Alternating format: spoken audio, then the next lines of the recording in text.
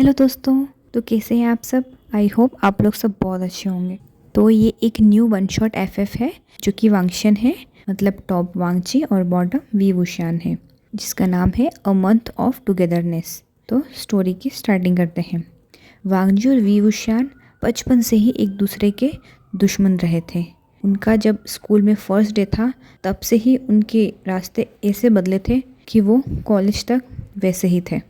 उनके दुश्मनी के किस्से स्कूल से शुरू होते होते यूनिवर्सिटी तक इतने फेमस हो चुके थे कि हर कोई उनकी दुश्मनी से बहुत अनजान नहीं था। सबको पता था कि ये दोनों कभी एक नहीं हो सकते। उन्हीं दुश्मनी के किस्सों में से एक छोटा सा किस्सा स्कूल का है। वी वुशान गुस्सा करते हुए बोलता है, वांग जी, क्या तुम सोच सकते हो कि तुम मुझे आने वाले मैथ्स कंपटीशन में हरा पाओगे? सपने में। वी वुशान वांगजी को गुस्सा दिलाते हुए बोलता है। तभी वांगजी एकदम कामली बोलता है, देखते हैं वी वुशान कि कौन जीतता है और कौन हारता है। तभी जियांग चेंग, जो कि वी वुशान का भाई है, वो बोलता है, तुम लोग कभी बंद नहीं करोगे, जाने भी दो, ये सिर्फ एक स्कूल कंपटीशन है।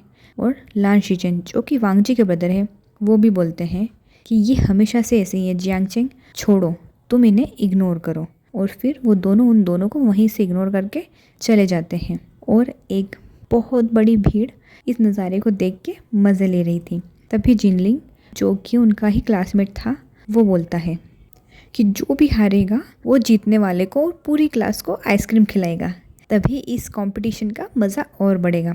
और ये वो लोग एक्सेप्ट कर लेते हैं। जीत या हार क्या होती है ये तो वो ही जाने। और अब हम स्टोरी में आगे बढ़ते हैं और अब बात आती है हाई स्कूल की। वी वुशान फ्रस्ट्रेट होते हुए बोलता है, वांग जी, तुम हमेशा से क्लास में फर्स्ट आ रहे हो, 2 साल हो गए हैं, प्लीज़ ये वाला साल मुझे फर्स्ट आने दो। वांग जी बोलता है, वी वुशान, मैं कभी हार नहीं मानूंगा, अगर तुम्हें इतना दम है तो तुम मुझसे आगे बढ़ के दिखा दो।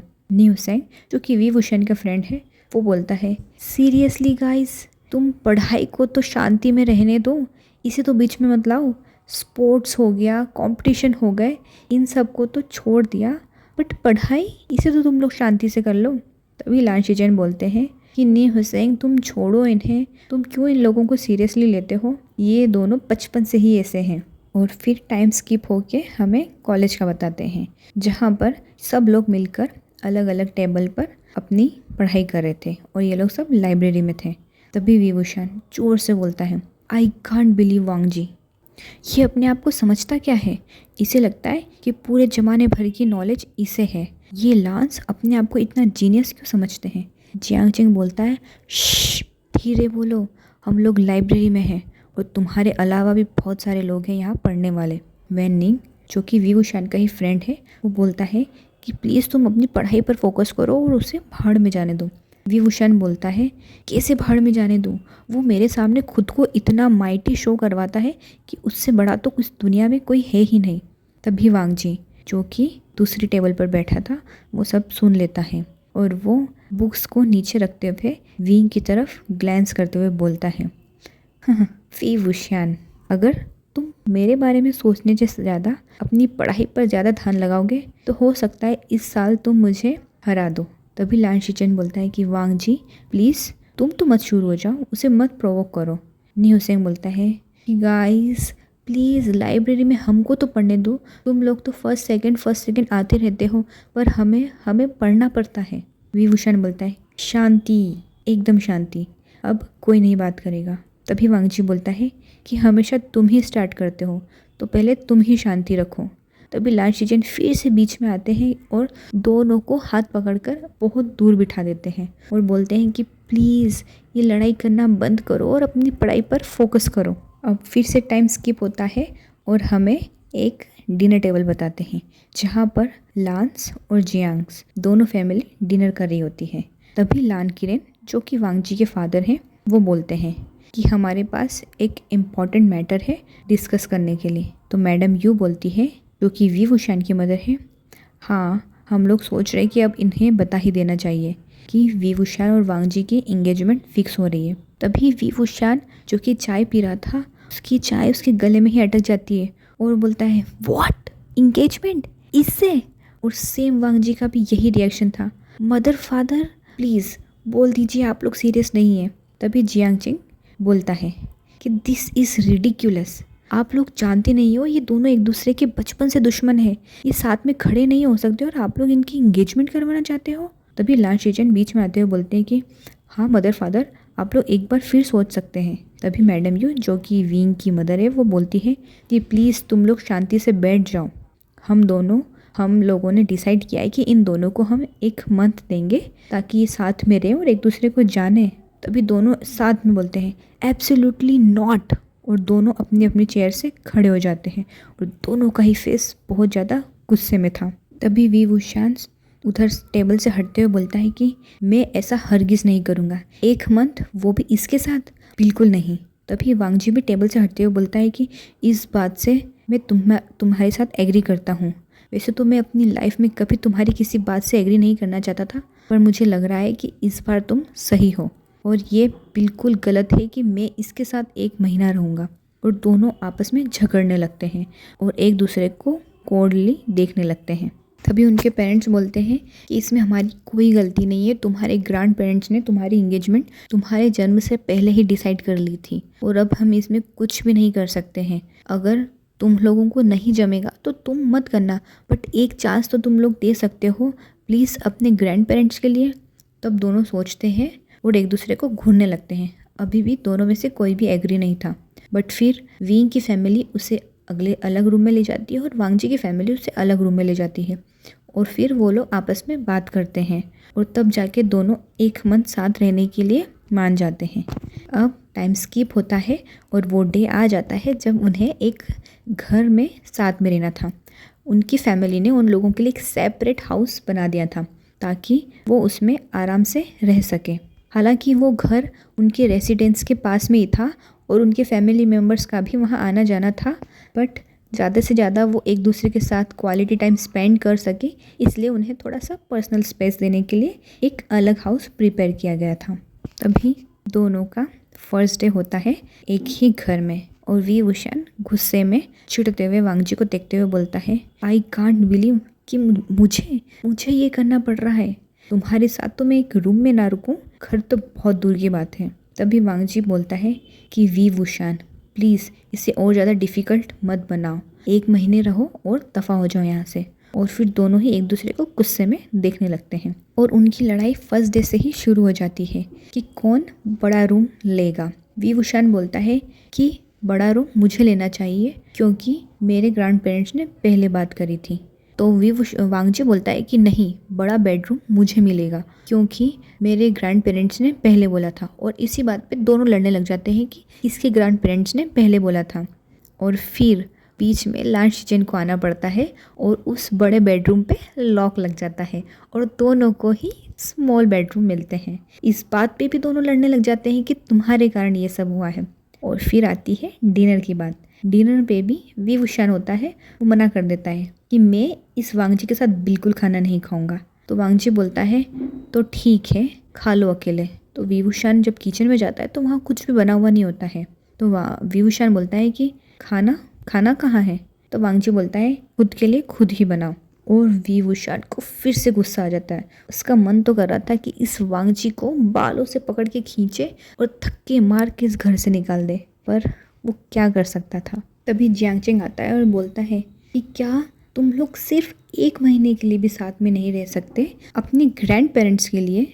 और तभी लान शीजन भी साथ देते हुए बोलते हैं कि ये इतनी भी कोई बड़ी बात नहीं है यार, तुम लोग कर सकते हो। वो जियांग चेंग और लान शीजन दोनों बहुत कोशिश करते हैं कि उन दोनों के बीच में जो ये कोल्ड वॉर हो रही है उसे रोके, पर ये सब उनके लिए वेस्ट था। ऐसे ही लड़ाई करते करते उनके दिन बीत रहे थे। तभी एक शाम को वी वुशान बोलता है आई कांट बिलीव कि मैं तुम्हारे साथ ऐसे फंस जाऊंगा वांग जी, ये मेरे लिए एक बहुत बुरे सपने से बड़ा नहीं है। तभी वांग जी बोलता है कि बिलीव मी, मैं ये सब बोलना तो नहीं चाहता था, बट मैं भी यही सोचता हूँ, तुम भी मेरे लिए किसी भयानक सपने से कम नहीं हो।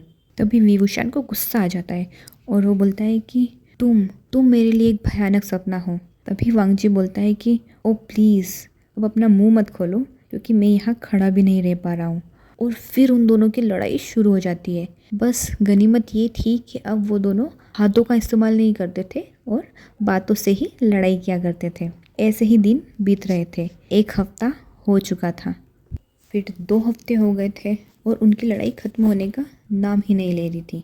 अब आती है तीसरे हफ्ते की बात। दोनों के दोनों आराम से बैठे हुए थे क्योंकि वो दोनों ही आर्ग्यूमेंट्स कर के थक गए थे। तभी विभूषण धीरे से बोलता है, तुम जानते हो वांग जी, तुम ये सोच भी नहीं सकते पर कि मैं ये कहूँगा, क्या हम लोग कोई और रास्ता नहीं ढूंढ सकते? तभी वांग जी सरप्राइज होते हुए बोलता है कि मैंने इसके बारे में कुछ सोचा नहीं, पर ठीक है, मैं भी तुम्हारी बात से एग्री करता हूँ। दोनों किसी बात पर शांति से पहली बार, इतने सालों में पहली बार बात कर रहे थे। तभी विभूषण बोलता है, चलो कोई मूवी देखते हैं साथ में। वांग जी बोलता है कि फाइन, बट रोमांटिक मूवी बिल्कुल नहीं होना चाहिए। तभी विभूषण बोलता है कि रोमांटिक मूवी, वो भी तुम्हारे साथ? वो तो बिल्कुल नहीं। और फिर वो दोनों लड़ने ही वाले थे कि तभी वांग जी बोलता है कि ओके, मेरे पास कुछ कलेक्शन है, मैं लेके आता हूँ। और वो दोनों ही आराम से बैठकर मूवी देखने लगते हैं। और जो 3rd वीक था, वहाँ से उनकी एक छोटी मोटी फ्रेंडशिप की स्टार्टिंग होती है। दोनों एक शाम को गार्डन में घूम रहे थे और दोनों को ही उस मून लाइट में उस गार्डन में घूमना बहुत अच्छा लग रहा था। दोनों में से कोई भी नहीं बोल रहा था और थोड़ी देर घूमने के बाद दोनों बैठ जाते हैं और आसमान में तारों को देखते रहते हैं। नेक्स्ट डे वांग जी देखता है कि विभूषण उसकी फ्लूट में किसी म्यूज़िक को लेकर थोड़ा सा स्ट्रगल कर रहा है, तो वो उसकी हेल्प करने आ जाता है, ना कि उसका मजाक उड़ाता है जैसा वो शुरू से करता हुआ आ रहा था। और विभूषण को ये देखकर काफ़ी अच्छा लगता है कि वांग जी उसकी हेल्प कर रहा है, ना कि उसका मजाक उड़ा रहा है। ऐसे ही 3rd वीक भी बीत जाता है और उनकी जो छोटी मोटी फ्रेंडशिप हो रही थी वो अच्छे से बीत रही थी। अब 4था हफ्ता शुरू होता है और एक शाम को जब बहुत ज़्यादा बारिश हो रही थी और दोनों ही एक दूसरे की स्टडी में बैठे हुए थे, मतलब कि जो उनके हाउस की जो स्टडी थी वहाँ पर बैठे हुए थे और कुछ नोट्स को सर्च कर रहे थे। और दोनों को ही उनके पुराने लेटर्स कुछ मिलते हैं और उन दोनों को लेटर्स को पढ़ के उनकी आंखों में आंसू आ जाते हैं। वांग जी को विभूषण के कुछ लेटर्स मिलते हैं और विभूषण को वांग जी के कुछ लेटर्स मिलते हैं। तभी विभूषण पढ़ता है कि आई होप तुम कभी तो विभूषण जैसे बनोगे, उसके जैसे चीयरफुल, उसके जैसी फ्री स्पिरिट, हमेशा खुश रहते हुए, कभी तो तुम उसके जैसे बनोगे। विभूषण ये देखकर चौंक जाता है कि वांग जी को उसके पेरेंट्स ऐसे लेटर लिखते थे और उसे अपनी पुरानी बातें याद आ जाती हैं। तभी हमें वांग जी का सीन बताते हैं। वांग जी के हाथ में भी कुछ इसी तरह का लेटर था जिसमें लिखा था कि काश तुम भी लान वांग जी के जैसे होते, इतने सिंपल, इतनी सबकी बात मानने वाले, इतना सबको एडमायर करने वाले, पर तुम उसके जैसे कभी नहीं बन सकते। और वांग जी भी ये देख के शॉक्ड हो जाता है कि विंग के पेरेंट्स उसे ऐसे लेटर्स लिखते थे और उसे भी फिर अपने पेरेंट्स के लेटर्स की बात याद आ जाती है और दोनों ही एक दूसरे के बारे में सोचने लगते हैं कि क्यों वो दोनों एक दूसरे से इतनी नफरत करने लग गए थे। तभी वो दोनों ही उन लेटर्स को छुपा देते हैं और एक दूसरे की तरफ ऑकवर्डली स्माइल करके किचन में चले जाते हैं। दोनों खाना खाते हैं और जाके फिर काउच पर बैठ जाते हैं। तभी विभूषण धीरे से बोलता है, यू नो लान वांग जी, मैं तुमसे जेलस था। तभी वांग जी एक आईब्रो ऊंची करते हुए बोलता है, जेलस? वो भी मुझसे? पर क्यों? तो विभूषण बोलता है कि बिकॉज ऑफ माई पेरेंट्स, वो हमेशा से मुझे तुमसे कंपेयर करते थे। वो हमेशा से मुझे बोलते थे कि तुम्हें लान वांग जी जैसा होना चाहिए, एक परफेक्ट स्टूडेंट, और मैं पता नहीं चला कि तुमसे कितनी नफरत करने लग गया। तभी वांग जी की आंखें भी थोड़ी सी सॉफ्ट हो जाती है और उसे भी रियलाइज़ होता है कि सेम फीलिंग्स वो भी विभूषण के लिए रखता था। तभी वो बोलता है कि मैं भी तुमसे काफ़ी जेलस था और बोलता है कि मैं शुरू से तुम्हारी तरह केयर फ्री होना चाहता था, चीयरफुल रहना चाहता था, पर मैं तुम्हारी तरह बन नहीं पाया। और सेम यही मेरी फैमिली भी एक्सपेक्ट करती थी कि मैं तुम्हारी तरह केयर फ्री रहूँ, चीयरफुल रहूँ। और दोनों ही एक दूसरे की तरफ देखते हुए काफ़ी इमोशनल हो जाते हैं कि फाइनली उन्हें पता चला कि वो एक दूसरे से इतना दुश्मनी क्यों रखते थे। और फिर दोनों ही एक दूसरे को देखते हुए हंसने लगे। वांग जी सॉफ्टली बोलता है कि विभूषण, तुम इतने भी बुरे नहीं हो। तो विभूषण हंसते हुए बोलता है कि हाँ, तुम भी इतने टेरिबल नहीं हो जितना मैंने सोचा था। और फिर से दोनों एक दूसरे को देखते हुए हंसने लगते हैं। पर इस बार उन दोनों के बीच कोई भी आर्ग्यूमेंट नहीं हुआ था और दोनों ही फिर से टीवी की तरफ देखने लगते हैं। चौथा हफ्ता चल ही रहा था, जिसके 3 दिन ऑलरेडी बीत चुके थे। अब दोनों ही काफ़ी अच्छे से रहते थे। दोनों एक दूसरे के साथ हंसते थे, कुकिंग में एक दूसरे की हेल्प करते थे, साथ में मूवीज़ देखते थे और दोनों के ही मन में छोटी छोटी बटरफ्लाइज उड़ने लगी थी एक दूसरे के टुवर्ड्स। तभी एक शाम को वांगजी बोलता है, विंग, मैंने कभी सोचा नहीं था कि मैं ये बोलूँगा, पर मैं नहीं चाहता कि ये मंथ कभी ख़त्म हो। वी वुशान भी स्माइल करते हुए बोलता है कि मैं भी यही सोचता हूँ लानजान। और दोनों एक दूसरे की तरफ देखने लगे। तभी वी वुशान धीरे से बोलता है कि मैंने कभी सोचा नहीं था कि मैं खुश होऊंगा इस बात को लेकर कि हमारे पेरेंट्स ने हमें फोर्स किया साथ में रहने के लिए। तभी वांगजी हाँ में सिर हिलाते हुए बोलता है कि मैं भी ये इमेजिन भी नहीं कर सकता कि मेरी लाइफ तुम्हारे बिना क्या होती। और दोनों ही एक दूसरे के करीब आ जाते हैं। दोनों के दोनों काउच पर बैठे होते हैं और दोनों को ही पता नहीं चलता कि दोनों ने कब अपने हाथों को एक दूसरे के हाथों में लिया और एक दूसरे के करीब आ गए। वी वुशान अपने फेस पर वांगजी की गर्म सांसों को महसूस कर रहा था और वांगजी का भी दिल उसके कंट्रोल में नहीं था और वो बहुत तेज़ी से धड़कने लगा था। दोनों की डिस्टेंस कब ख़त्म हुई और दोनों के लिप्स कब मिले, दोनों को ही पता नहीं चला। दोनों ने अपनी आँखों को बंद कर लिया था और धीरे धीरे उस किस में मेल्ट हो गए। दोनों के ही मन में बहुत सारी इमोशंस चल रही थी। 1 महीने से जो वो लोग साथ में थे, उनका लड़ाई, उनका झगड़ा, उनका सॉर्ट आउट करना, सब कुछ उनके मन में था। पर अभी दोनों का मन बिल्कुल खाली था। दोनों एक दूसरे के लिप्स में बिल्कुल खो चुके थे और दोनों ही एक साथ अपने लिप्स को मूव कर रहे थे और वो सॉफ्ट किस का पैशनेट किस में बदला, दोनों को ही पता नहीं चला। पर कुछ देर बाद दोनों अलग हुए, जब दोनों की सांसें बहुत तेज थी और दोनों का ही चेहरा एकदम रेड हो चुका था। दोनों ने एक दूसरे को देखा और दोनों के ही चेहरे पर एक स्माइल थी। तभी वांगजी ने विंग को फिर से अपनी तरफ खींचा और एक डीप किस करने लगा।